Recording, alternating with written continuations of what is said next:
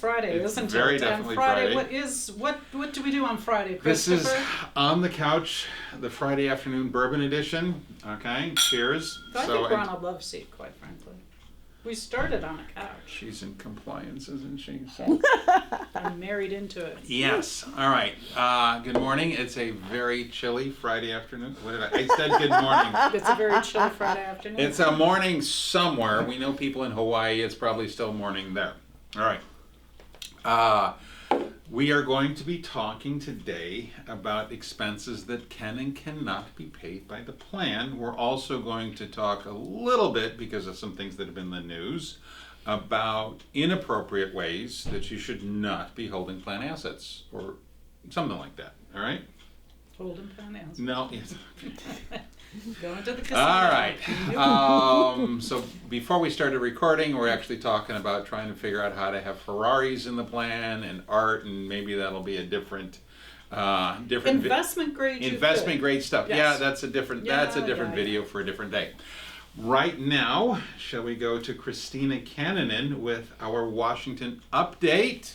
How are we doing, Christina? We're doing fine. That's fantastic. Yes, our favorite bureaucrats have decided to increase the penalties for late filing of the 5500s. And they're big, aren't They're they? Like it's by a like factor it's of like 10. yeah. Well, that was the IRS in the Secure Act. They raised it. Oh, right. It's not as much of an increase for the PBGC, or I'm sorry, the DOL. It is now $2,259 a day for late filing. It's an interesting number. Okay. It is interesting. It's some cost of living thing they go through. The cost of their living? Yeah, apparently. It's not my living. And I sat down and I figured, so if you had a calendar year plan that was due on July 31st, but you didn't file it until October 15th, Yes. and you neglected to file your 5558 extension, Right. it would cost $171,684 in penalties. If you get caught. You will always get caught. No, you do. I mean, no, but isn't there a self-correction program before you get caught? Actually, there is. So if you fess up immediately, Yeah. I did not file my 5558, I'm going to file under the Delinquent Filer Voluntary Correction Program. Right. It's $750 flat. Which is okay. So quick math test here. Is $750 less than $150,000? Yes. Yes. So would you? Yeah, we do that. Though the question is, you only get to do that kind of correction program every so often, right? No, you can do that every year. Now that the key is you have to beat the DOL. Yes. You have to fess up before they figure it out. Is that like a new online TV? Beat the DOL, jump over the But if the IRS sends you a notification, because theirs is now $250 a day. Right. If they send you a notification that you filed late, and in all likelihood they would be the first agency to tell you, you race right over it and you file your delinquent filer voluntary and that's okay. correction program before, and then you send it back to the IRS and say, well, look, I filed it under this. Yes, and you're good. And you're good to go, and you pay your $750 or your $1,200, and you're done. Yep.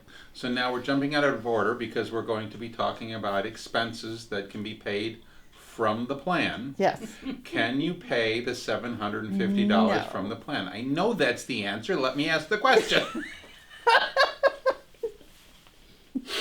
But I knew it. I know, that's a big old no. Yeah. Okay. All right. Thank you very much, Christina. I'm wondering what we're going to have next week. So I don't know. I always wait until I see something come out of Washington. Okay. Today we're starting. We're February. Fees are starting to go out because we're starting to get work finished and things like that. And we do understand that last year was a rough year for some employers. Absolutely. All right? And we're being asked what can and cannot be paid by the plan. All right, by the participants' account balances, the trust, however you want to say it, it all ends up being the same thing. Money's coming out of the plan to pay somebody's fee. whether it's the record keeper, the financial advisor, the mutual fund family, us, the actuary, the PBGC, but like we were just talking about with Christina, penalties, fines, user fees, things like that cannot come out of plan assets. Or like termination fees. The That's exact we document. can't. Yeah, we're right. So what are things that you know can come out of plan assets? Well, annual administration. Annual administration. Things that are part of the general process of doing it. Basically, It's you can't you know if the trustees do a huge boo boo, it's a little dicey whether or not the participants get to pay for it. No. Right? No. Correct. You are correct. You I'm sure? agreeing Okay. with you. Yes. So it's like the general I believe I've been told that the thought is that the plan is something beautiful and wonderful that the participants take part in, and because of that, they can pay the expenses for having that plan. Yeah. Correct. But for the outside stuff, the crazy wild, you didn't have your act together, you didn't send in the contributions, not so much. Right. Interesting way of looking at it. Okay, there's one thing, and I had to skip it on purpose because I'll learn English soon. I was wanting to know if you'd pick up on it. All right. The first thing is you have to check to see if the plan document allows for expenses to be paid for by the plan. Period. Okay, period. Because you can have, I don't think we've ever had it, it'd be kind of hard to operate. It is theoretically possible that you can have a plan document that will prohibit all expenses from coming out of the plan. That's a very benevolent A employer very benevolent employer. in good economic times. Yes. It's closer to a unicorn. Like maybe Yes, you'll that- find it in the woods. Theoretically in the dark. possible, but yeah, I've never seen one that I know of. All right. Now then, things that cannot be paid for by the plan that you might think are okay to come out of the plan, to come out of the plan's assets. Setting up the plan to begin with. All right, that cannot come out of plan assets. Discretionary amendments, adding a loan feature, changing. I don't know that changing a trustee would count under that. It's kind of an amendment, kind of not, because Yeah, you need it you is. need it for the operation of the plan. But if you wanted to change the vesting schedule, you wanted to take away a participant loan, those amendment fees can't be part of, can't come out of plan assets. Also, the thing that surprised me when I was reading up on this is the consultation to figure out whether or not you should do this if you're being charged consulting fees to figure that out. That can't come out of plan assets, all right? How about the snacks for the investment group that oversees the plan? The investment committee. Can you pay for their snacks? That's part of the ongoing operation of the plan. Snacks. Yeah. Christina's not convinced. I'm not convinced. I was thinking about the cost of initially setting up the plan, which makes sense because we talked about the credit that a new plan adopter gets for Right. 3 years. Tax credit. Yeah. Yeah. Right. Now then, So you didn't really answer the snacks for the investment. I think yes. It's committee? part of the educational expenses. Yeah. Might be a little aggressive, but Might be. it's And there are not. It's not on the plans- list of settler expenses. There are plans, much bigger plans, where they have the committee and they travel to these exotic locations Because and you have can their think meeting. much better. Because you can focus think much better. A lot better Yeah. in Waikiki. Yeah. Yes, yeah. Yes. with the nice sunshine and Yeah. waves and Right. yeah. Now then, the one item. And are people still doing that, or Not now. Not now, they're going to Peoria. They're not even going to They're not even Peoria. going to Peoria. They're going to Zoom. Yeah. So while the consulting fees to figure out what the new eligibility should be and the amendment to do that, those can't come out of plan assets. All those fees before the amendment is signed, those can't come out of plan assets. But if the administrative expenses of the plan changes because of the amendment, those expenses are valid because that's now in the plan document. All right? well, like I said, the normal, beautiful Normal.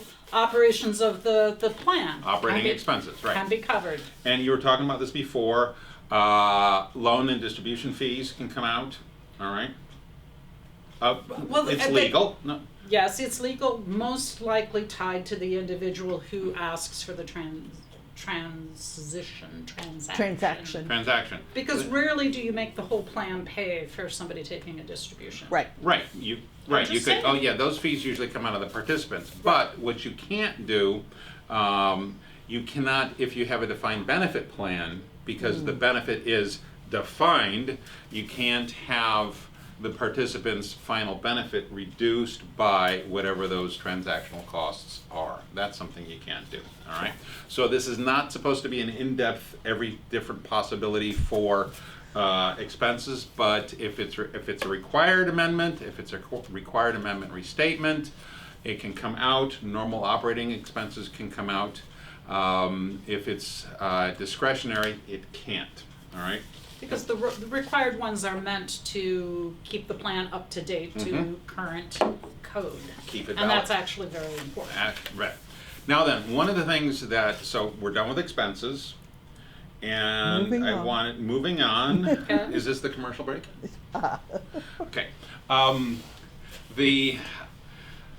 There's a phrase that's been in the news a lot lately, and I'm thinking of using it in the generic sense, and that is Robinhood. All right.